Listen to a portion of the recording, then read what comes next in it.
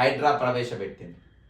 హైడ్రా పైన హైడ్రా బుల్డోజర్ల కింద రెవెన్యూ చట్టం అనగదొక్కబడ్డది. ఎవరైతే రిజిస్ట్రేషన్ చేసిండ్రో registration department, ministry, municipal, HMDA లేఅవుట్లో ఉన్నాయి.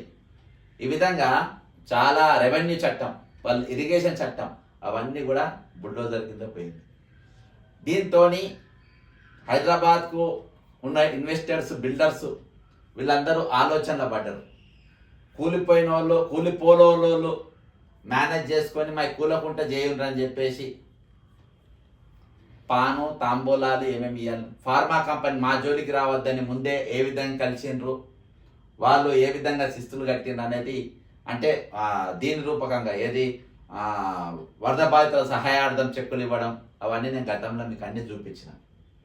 కాబట్టి వాటిని పెట్టిండ్రు. ఈరోజు మూలిగే నక్క మీద తాటికాయ పడ్డట్టుగా చంద్రబాబు నాయుడు గారు, రేవంత్ రెడ్డి గారు కలయిక తర్వాత ఇమీడియట్గా వచ్చింది ఏదనంటే 144 సెక్షన్. 144 సెక్షన్ అక్టోబర్ 27 28 నవంబర్ 27 28 27 వరకు, అంటే దాదాపు 1 మంత్ 144 సెక్షన్ పెట్టింది. 144 సెక్షన్ పెట్టినప్పుడు ఇక్కడ ఉన్న కిషన్ రెడ్డి గారు స్థానిక ఎంపీ, కేంద్ర మంత్రి, ఆయన మాట్లాడారు. హైదరాబాద్ ఎంపీ అసదుద్దీన్ ఓవైసీ ఆయన ఈ 144 సెక్షన్ ఎందుకు పెట్టినారో ఆయన అడిగాడు. ఇక్కడ కేంద్ర హోం సహాయ మంత్రి బండి సంజయ్ గారు ఉంటారు. హైదరాబాద్ మీద 144 సెక్షన్ నెల రోజుల పాటు ఏ విధంగా పెట్టిన ఒక విశ్వనగరం మీద అని చెప్పేసి ఆయన అడిగాడు. కానీ నవంబర్ 2వ తారీఖు ఇక్కడ మూల కూర్చున్న లోకేష్ గారు ఈయన అమెరికాలో దాదాపు 100 మంది ఇన్వెస్టర్లతోని, చూడండి 100 మంది ఇన్వెస్టర్లతోని ఈయన మీటింగ్ పెడతాడు. లోకేష్ గారు 100 మంది ఇన్వెస్టర్లతోని మీటింగ్ పెడతారు. ఎక్కడ? అమెరికాలో ఈయన మీటింగ్ పెడతారు. కాబట్టి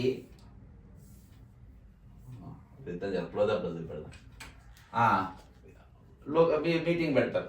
మీటింగ్ పెట్టి వీళ్ళు ఈరోజు హైదరాబాద్లో 144 సెక్షన్ ఉంది, హైడ్రా పేరుతో ఇండ్లు కూలగొడుతున్నారు, అక్కడ శాంతి భద్రతలు లేవు, ప్రభుత్వ పనితీరు బరాబర్ లేదు, ఆయన కనీసం విప్పు పని చేసిన అనుభవం కూడా లేదు, మంత్రి పదవి దూరం విప్పు చేసిన అనుభవం కూడా లేదు.